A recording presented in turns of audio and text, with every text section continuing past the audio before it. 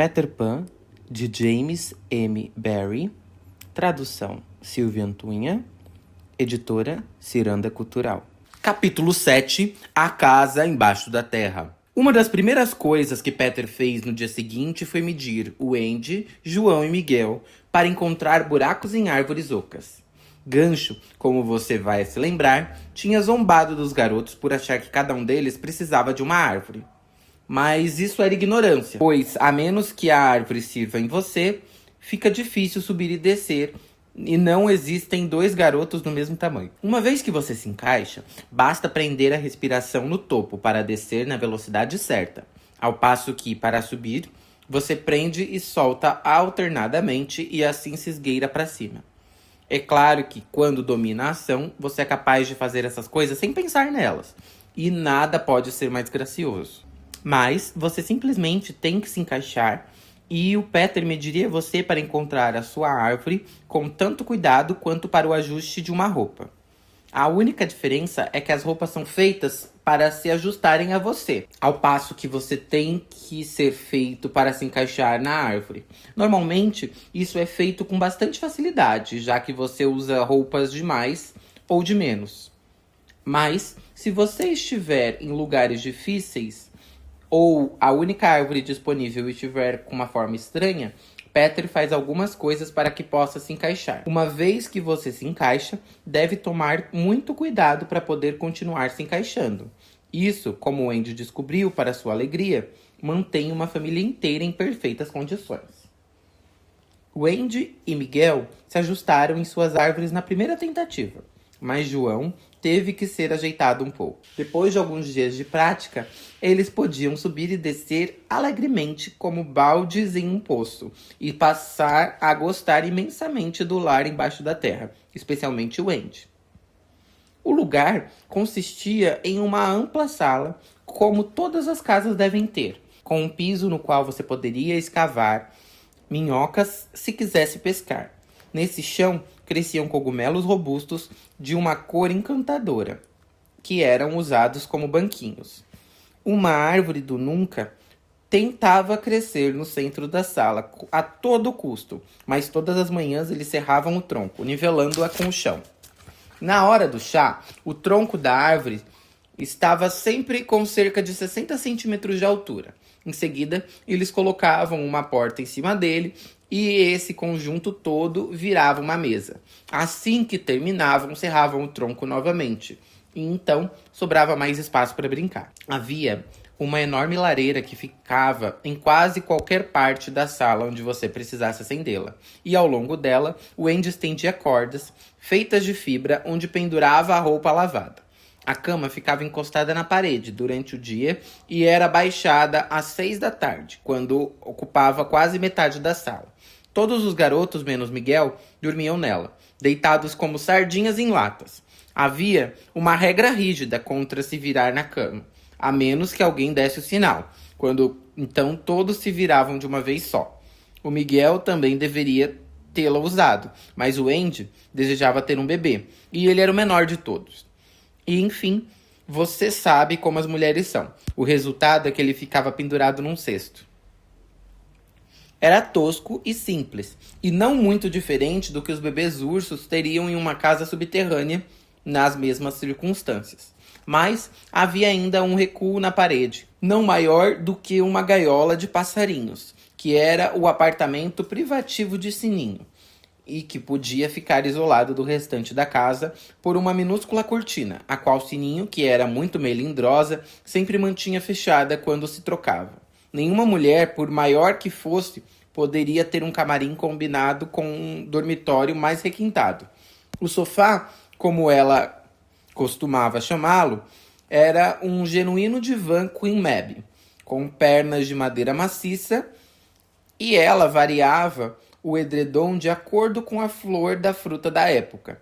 Seu espelho era um do tipo gato de botas, do qual agora só existia 3 intactos conhecidos nos fornecedores das fadas. O lavatório era reversível em estilo crosta de torta. A cômoda era uma autêntica charme. O carpete e os tapetes eram do melhor período, o inicial, de Marjorie e Robin. Havia um candelabro de cristal para realçar o visual das coisas, mas é claro que ela mesma iluminava a residência. Sininho desprezava o resto da casa como de fato talvez fosse inevitável, e seu quarto, embora bonito, parecia bastante vaidoso, com a aparência de um nariz permanentemente empinado.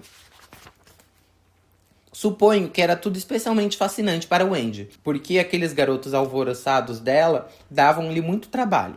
Realmente havia semanas inteiras quando, exceto talvez um pouco ao anoitecer, ela nunca estava acima do solo. A comida, posso garantir, mantinha seu nariz na panela. Mesmo que não houvesse nada dentro, mesmo que não houvesse panela. O prato principal deles era fruta pão assada, inhame, cacau, porco assado, maçãs, tortas e bananas regadas com cumbucas de suco de papaya. Mas você nunca saberia exatamente se haveria uma refeição real ou apenas de faz de conta. Tudo dependia do capricho do Peter. Ele podia comer, realmente comer, se fosse um pedaço de alguma caça, mas não conseguia se empanturrar só para se sentir satisfeito, que é o que a maioria das crianças gosta de fazer mais do que qualquer outra coisa. A próxima melhor coisa a falar sobre isso. O faz de conta era tão real para ele que durante uma refeição você podia vê-lo ficando cada vez mais redondo. É claro que era fingimento, e era preciso simplesmente seguir a liderança dele. Mas se você pudesse provar que escorregava pela sua árvore, ele deixava você se empanturrar. O momento favorito de Wendy para costurar e serzir era depois que todos tinham ido dormir. Então, como dizia, ela tinha um tempo para respirar. Ela se ocupava fazendo coisas novas para eles e colocando reforços duplos nos joelhos, pois todos eles eram incrivelmente mais duros nos joelhos. Quando se sentava com um cesto cheio de meias, cada pé com um buraco no calcanhar, ela levantava os braços e exclamava: "Ó Deus, eu tenho certeza de que às vezes acho que as solteironas merecem ser invejadas." Seu rosto irradiava alegria quando ela fazia isso. Você se lembra do lobo de estimação dela? Pois bem, ele logo descobriu que o Wendy tinha vindo para a ilha. Então, eles simplesmente se encontraram nos braços um do outro. Depois disso, ele a seguia por toda parte. Com o tempo passando, será que ela pensava muito nos amados pais que ela deixou para trás? Essa era uma questão difícil para se responder, porque é completamente impossível dizer como o tempo passa na Terra do Nunca, onde é calculado por luas e sóis, e há muito mais deles do que no continente. Mas receio que Wendy não se preocupasse tanto com o pai e mãe. Ela estava absolutamente confiante de que eles sempre manteriam a janela aberta para que ela voasse de volta. E isso lhe dava total tranquilidade. O que a incomodava, às vezes, era que João se lembrava vagamente dos seus pais apenas como pessoas que conhecera antes, ao passo que Miguel estava disposto a acreditar que ela era realmente a mãe dele. Essas coisas a assustavam um pouco, e, nobremente ansiosa para cumprir seu dever, ela tentava consertar a antiga vida na mente deles, submetendo-os a exames de maneira mais parecida possível com o que eles costumavam fazer na escola. Os outros garotos achavam isso muito interessante e insistiram em participar. Fizeram pranchetas para si próprios e sentaram-se em volta da mesa, escrevendo e pensando muito a respeito das perguntas que ela havia escrito em uma outra prancheta. As questões eram as mais comuns. Qual a cor dos olhos da mãe? Quem era o mais alto, o pai ou a mãe? A mãe era loira ou morena? Responda todas as 3 perguntas, se possível.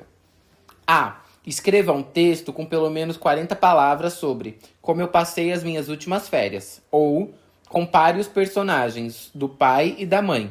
Escolha apenas um tema. Ou ainda, 1. Descreva a risada da mãe. 2. Descreva o sorriso do pai. 3. Descreva o vestido de festa da mãe. 4. Descreva a casinha da sua cachorra.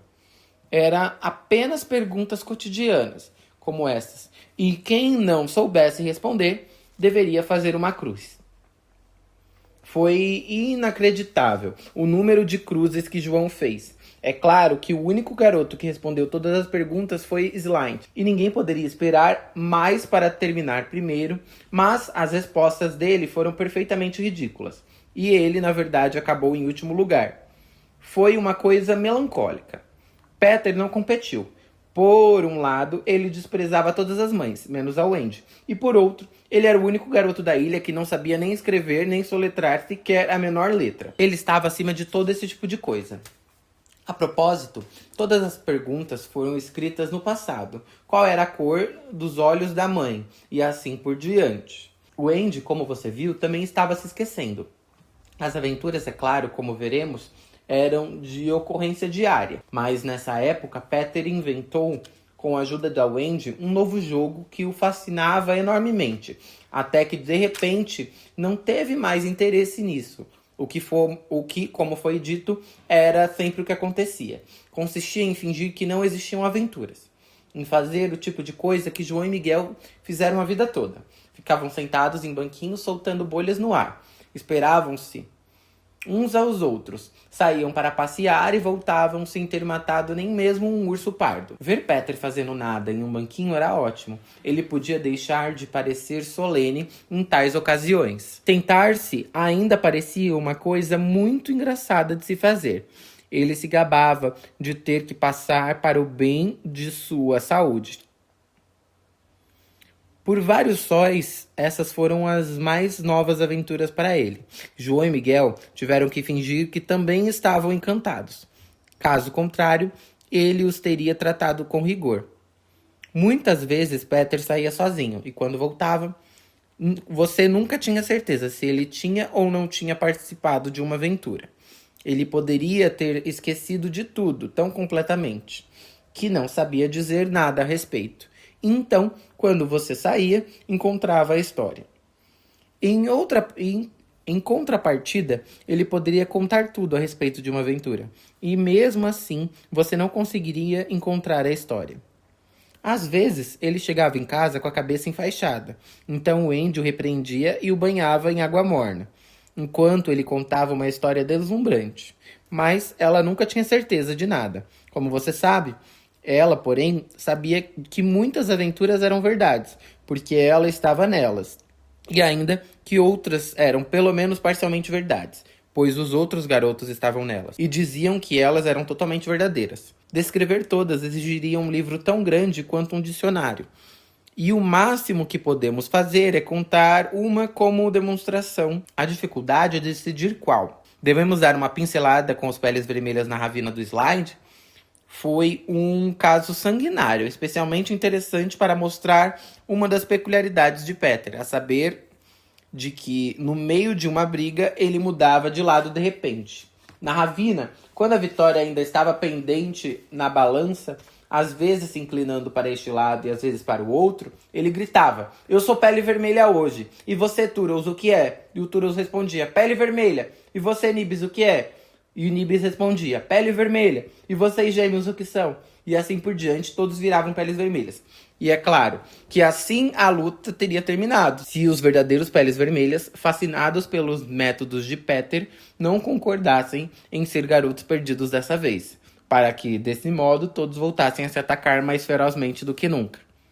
Qual foi o resultado dessa aventura extraordinária? Ora, ainda não decidimos se essa é a aventura que vamos narrar. Talvez uma melhor fosse o ataque noturno dos Peles Vermelhas à casa embaixo da terra, quando vários deles ficaram presos nas árvores ocas e tiveram que ser retirados como rolhas.